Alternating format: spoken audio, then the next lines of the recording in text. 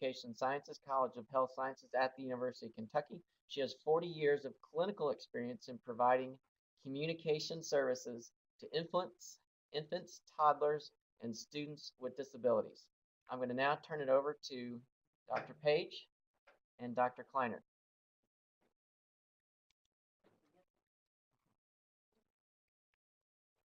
Thank you. Thank you, Dr. Page. Thank you, Walt. I get the joy of being the kickoff on this particular one. Let me tell you just a little bit about how we got started on this. I actually got started looking at this topic in depth last year when I was serving as president of the American Speech Language Hearing Association. And one of the things that ASHA did in preparation for May is Better Hearing and Speech Month was to do a survey of 1,000 parents of children under 8 years old about their attitudes and their experiences with technology with their children. And then I got the information from the survey and wrote several op-ed pieces that appeared in places around the country. And it really got me pushed to think again about something that had been of interest to me before, but I'd sort of put on the back burner. So I'm really thrilled to be here today with people who are interested in talking about this particular topic. We are talking about Tots and technology. And let me see if I figure out how to move this forward. That's the thing you didn't tell me about. Is it this?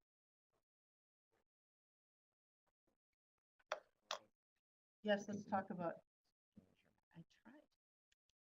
There, I just didn't do it hard enough. Okay, let's talk about geezers and technology. That would be me, now that we know that I've been doing this for over 40 years.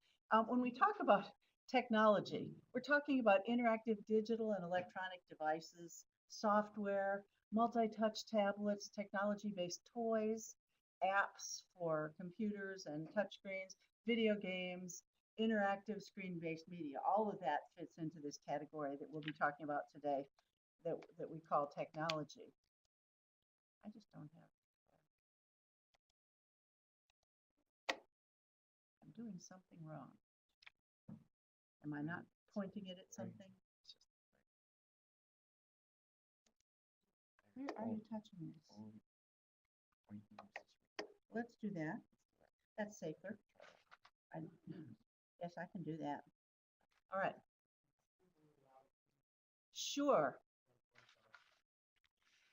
So that's what we mean by technology. We also talk about screen time. And screen time can be described as the time that's actually spent viewing some of that technology, TV, video, computer, electronic games, handheld devices, or other visual devices. And there's a lot of talk these days about screen time and toddlers and screen times and kids. Let's talk a little bit about some of the things we know about toddlers and screen time. One of the things that the data I'm going to give you comes from several different surveys. One of the things that we know is that by age 5 months, okay, think about that, 5 months, 40% of infants are engaged in watching some kind of video presentations. So we've got really little boppers there in front of screens paying attention to two-dimensional flat objects doing things. By age 2, approximately 90% of kids are involved with some kind of electronic media. So media is there. You know, that's just the way it is. We see higher media use by kids who come from homes with lower socioeconomic status, by homes where there are single mothers or mothers with less than a high school education. So those families tend to see higher media use than families who are higher SES and have better educated and dual parent kinds of households.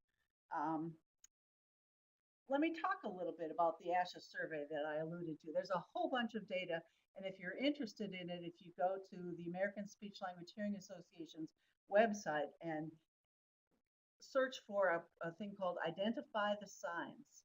It's a campaign that ASHA has trying to educate people about communication disorders. There's access to all of the results of this survey, but here's some summary stuff that comes out of that survey. 24% of 2-year-olds use technology at the dinner table. Okay, that time is one of the few times when you might be able to have face-to-face kinds of communication between parents and kids.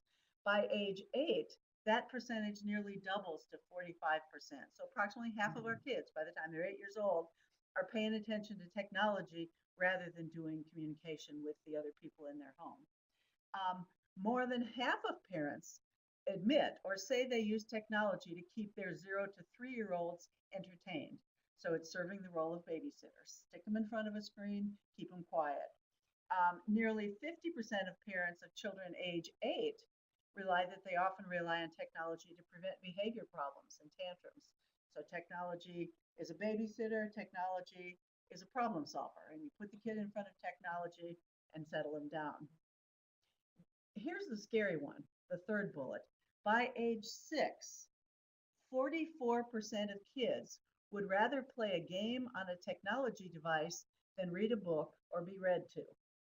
Now, if you know the importance of reading and the development of language and literacy, that should be a scary statistic to look at. By age 8, a majority of kids would prefer that technology be present when they're spending time with a family member or a friend.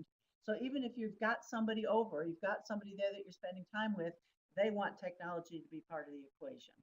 So technology is there. It is in every place we look. And here I put on this particular, the bottom of this slide, the URL that can get you directly to that data from that particular survey. Okay, so that's what we know about what happens with kids. What do parents think about this? 55% of parents have some concern that misuse of technology might be harming their kids' hearing. So they're aware of the fact that putting headphones on or earbuds in a child's ear could potentially damage hearing. Doesn't mean they're not going to do it, but they know that there's a danger. 52% have concerns also about the impact on their child's speech and language skills.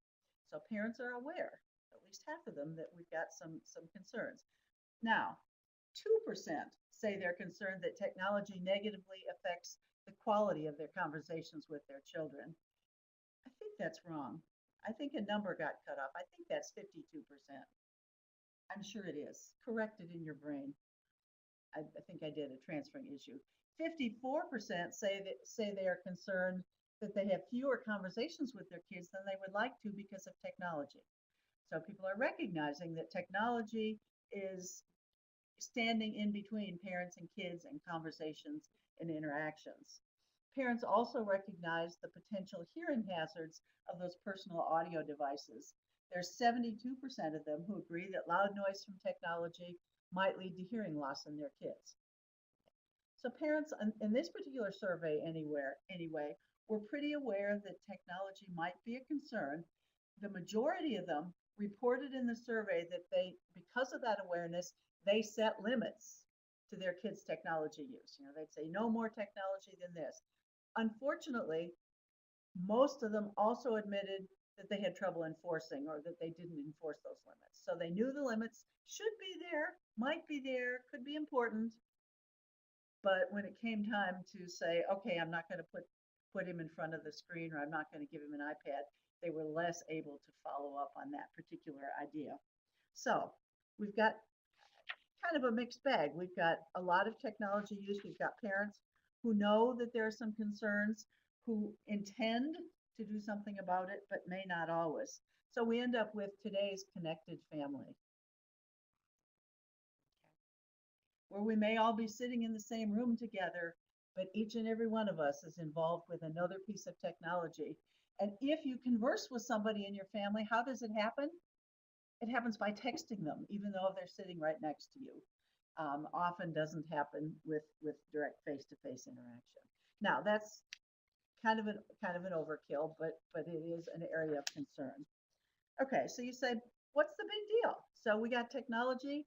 We're living in the 21st century. Technology is available. We should rejoice and be glad we have access to all this stuff, right? What is the problem with screen time? Well, especially for infants from 0 to 2, there's a lot of evidence and a lot of writing that suggests that technology is a problem for that particular group. If you put a baby in front of an iPad, and if you go to YouTube and you want to look at stuff with babies and iPads, you search for that and you will find picture after, tube or video after video after video of babies doing stuff with iPads. They're playing music on iPads, they're pointing to things, they're using an iPad for an object, they're doing all sorts of things with iPads. What's the problem with that? Okay, here's one of the problems. This comes from the American Academy of Pediatrics. Look at this statement and think about what it means. Infants might stare at the bright colors and the motion on the screen. They're interested. It's color, it's moving, their eyes, it catches their eyes, but their brains are not yet capable of making sense or meaning out of these pictures. They don't have the knowledge of the world that lets them interpret what they're seeing on the screen. And how do you get knowledge of the world? Anybody remember studying Piaget? I know I can't see everybody out there, but I'm looking at these people in the room saying, anybody know the name Jean Piaget? Okay, how do you learn about things? And how do infants learn about things? Through sensory motor contact. They pick up objects, they bang them, they whack them, they mouth them, they do things with them, and they learn how their world works by interacting with that world in a motor and a sensory fashion. And the things that they're interacting with are three-dimensional objects, okay, real objects. And through repeated exposure and experience with those objects, they start to figure out categories, they start to figure out what things are, what things mean, how they work. Then they start learning the words to refer to those things, and they put all this big jumbling, buzzing world together and figure out what it means. Now, if you put a child in front of a screen, he's got that whole jumbling, buzzing world presented to him in two-dimensional format. He can't touch it, he can't manipulate it, he can look at it, but that's about it. And what the psychologists tell us are that children's brains have more trouble making sense of that particular input when they don't yet have the sense about what those things represent in the real world. It takes about 2 years for the baby's brain to develop to the point where screen-based symbols can actually represent their equivalents in the real world. So what our babies are working with in that 0 to 2 year age when they're on a screen is very limited information and something that isn't necessarily connected to real world. Which is why when people have done studies and they compare language enrichment with kids with real life people talking to them versus kids hearing the same thing on a screen, those with real life people talking to them, their language improves. Those who listen to things on the screen, at least in that 0 to 2 years of age, they don't learn the things. They come away pretty much the same. And so the human touch, the human interaction seems to make a difference. So that's one of the reasons we say screen time is a problem. Now, some of the arguments against screen time, I think I might have already started these. Kids learn better from real life experiences than from screen time. Especially, they learn better by moving and doing activities. Unfortunately, the average 12-month-old, look at this, is exposed to about 2 hours of screen time a day. And when they're exposed to screen time, that means they're not typically being exposed at the same time to real life kinds of things. It usually isn't either or, either screen or real life. So those 2 hours we lose in terms of an important, meaningful time for those kids to learn about the world. We also know that active exploration that babies do develops their eye-hand coordination. It develops their visual perceptual skills. It helps develop fine motor skills, and those things can't be developed by looking at a 2D representation of those things. So there's some more arguments. Also, it's critical that kids learn new concepts while they're interacting with actual people and actual objects. It's also critical that they do those motor things that kids need to do, building, climbing, pretending. Take a stick and pretend it's a broom. Take a stick and pretend it's a spoon. You're pretending. You're using you're developing those kinds of cognitive skills. Banging, stacking, manipulating, all of those are three-dimensional sensory experiences. And the screen, at least not yet, the screen is not able to replicate those. Doesn't mean someday we're not going to have technology that can do that. But for right now, our technology can't do that. So here's a statement that comes out of one of the publications of the American Academy of Pediatrics. And I think this is pretty powerful. Specifically, Children are programmed to learn from interacting with other people. And if you don't believe it, read the language stuff about how parent-child communication helps kids focus and how it takes advantage of the neural characteristics that kids come into the world with, and all the stuff that people are learning right now with neurology. So kids are programmed to it's a little hard, isn't it, when the screen goes away, to learn from interacting with other people. The dance of facial expressions, the tone of voice, body language between toddler and parent. They say is not only beautiful, it's so complex that researchers have to record these interactions on video, slow them down just to figure out what's going on. Okay.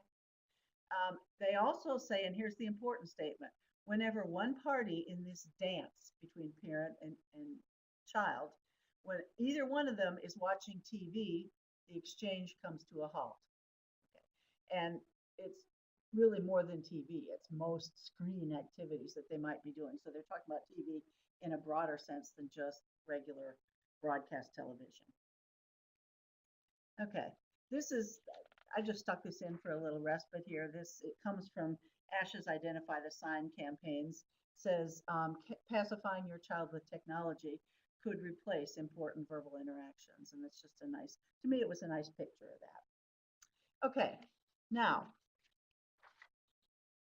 there's been debate in the literature for quite a while about how much time is too much screen time.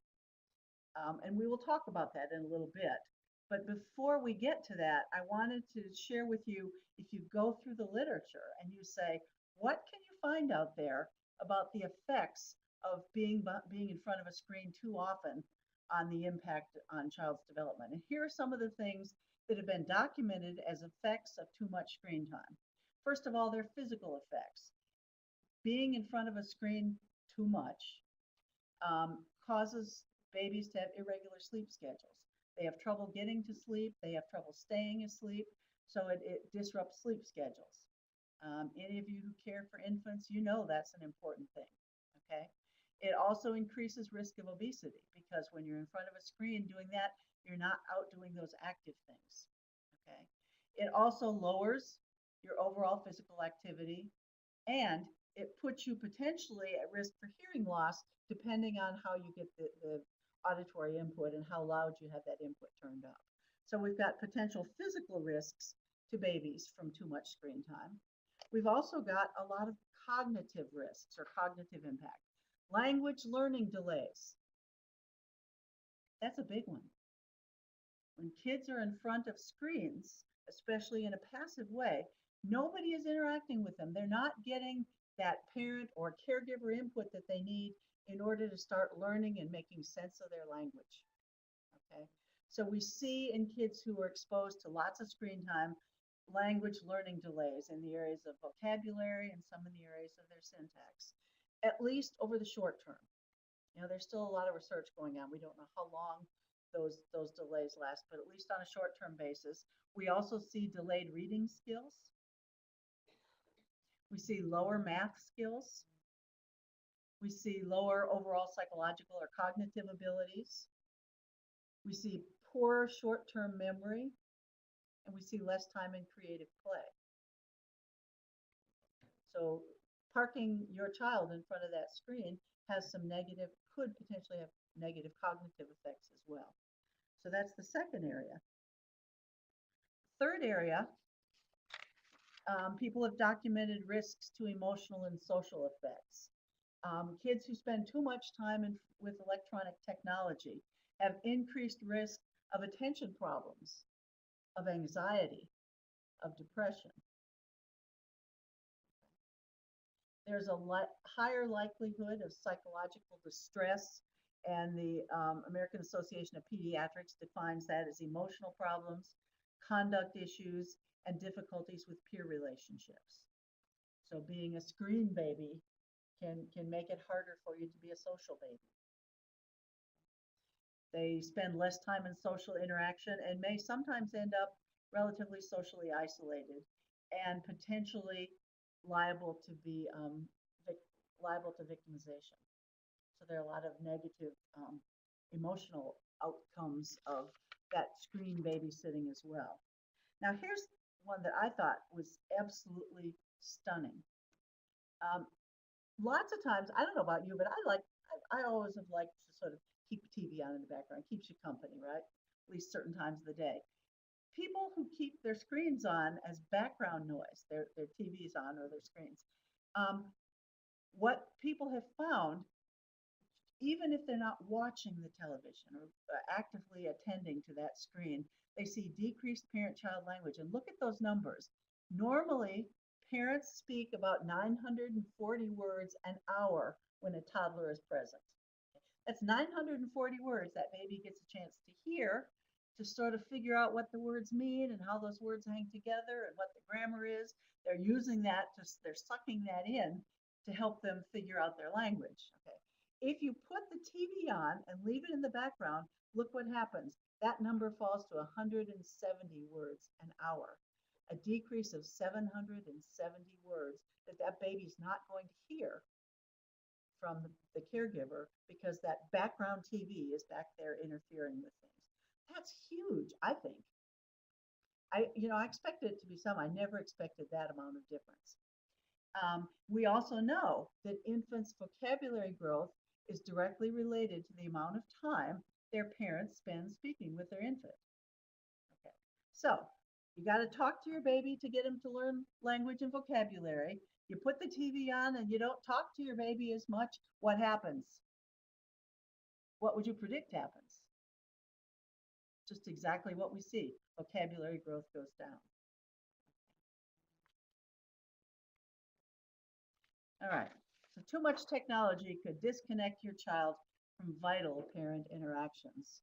And the technology becomes their interaction and not the parent. And technology doesn't yet, in most cases, have that interactive ability to really enable a child to learn what they need to learn. Okay, the American Association of Pediatrics, back in '99, I believe it was, issued guidelines about use of technology for kids. They've recently redone their guidelines. Their old guidelines were really stringent. Their old guidelines said under age 2, the amount of time a kid should spend with technology is 0. Okay, they said no screen time for kids under 2. Okay.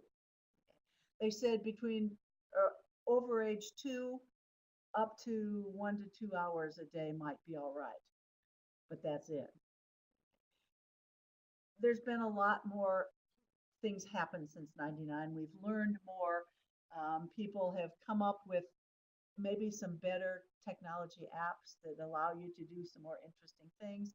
And there's also just the reality that since 1999, technology has become much more omnipresent. So you just can't keep it away totally. So one of the things the American Association of Pediatrics did is they revised their screen time guidelines. They backed off a little bit from this absolute thou shalt not put a baby in front of a screen. Okay. Instead, they're giving you guidelines or precepts that are things that you need to pay attention to when you're thinking about time. There's no strong, firm numbers. So those of you who like somebody to say, here's the number and here's the guideline, you'll be disappointed in this. Those of you who want to use your brain to think about what to do with it will like this. Okay, the one thing they said is, here's their first guideline: media is just another environment. Okay, just like every other environment, media is one, and it can have some positive and it can also have negative effects. So you need to be aware of that and know that. Okay. They also tell you that despite the great influx of media in our lives, parenting has not changed. The role of the parent is still to provide the input, still to provide the structure, still to take care of the child's well-being, regardless of what happens with the media. So now parents have a responsibility, even when they're using media, to use it in a responsible way. And we'll talk about that a little later in the session. Okay. They also, their third one says, role modeling is critical. And what they're saying there is, if you're trying to keep your child from being a screen baby who just sits passively in front of some kind of electronic media, it doesn't work if you sit on your couch passively in front of electronic media and model that kind of behavior. So the message is to those of us who care for young children If we want to say to our children, you shouldn't be in front of the screen so much, that means we have to not be in front of the screen so much. So parents need to cut back that use of screen as well to be an appropriate role model for their kids. The next one says, we learn from each other. Okay, duh, that's kind of a given. But it helps us to remember that talk time is critical for language development. If babies don't get talked to and interacted with, they don't learn language.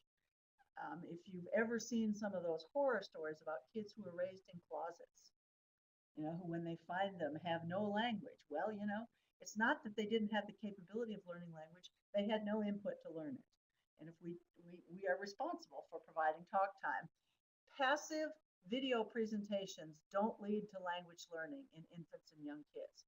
You can put them in front of, at least especially that 0 to 2-year-old, you can put them in front of Sesame Street, you can put them in front of any number of things. If all they do is sit and watch, the data shows us that they're not going to learn the language they need to learn. So, the other piece of that says that the optimal time for media education, if you're going to use media for educational purposes, wait till after the baby reaches at least age 2. Once his brain has formed the ability to realize that what's on the screen is a representation of a reality that he knows, then he can make more sense and he can learn from what's on the screen. So if you're going to be a proponent of educational media, and I think it plays an important role, wait until you got a 2-year-old to start doing that. Keep that little baby face to face with real people. Okay, another precept they have says content matters. The quality of what you are presenting to that baby is more important than time. So both in the talking time that we spend with the baby and in any educational media that we might use, it's the quality of the media. And the next thing says curation helps, meaning it's our responsibility to make sure that we exercise judgment about what kinds of media we put in our kids' hands. We can put trash that really doesn't teach them anything, or we can put stuff that has educational significance, or at least has educational value in the hands of kids when we do put media in their hands. And it's the responsibility of the parents and the caregivers to be the curator of that, not to make the child be the one who decides this is good and this is not good. They also say co-engagement help counts. So if you've got a child that you're putting with media, don't leave them alone. And if you're going to interact with media, do it together and do it in an engaged fashion. So if you're going to play something on the computer, make it some kind of activity or game that the two of you can do together. And while you're doing it, guess what? You talk about what you're doing. You're using language. You're marking that activity. So now it's not just isolated, independent technology use. It is two people having talk time through the vehicle of technology. And that changes the way the impact the technology has.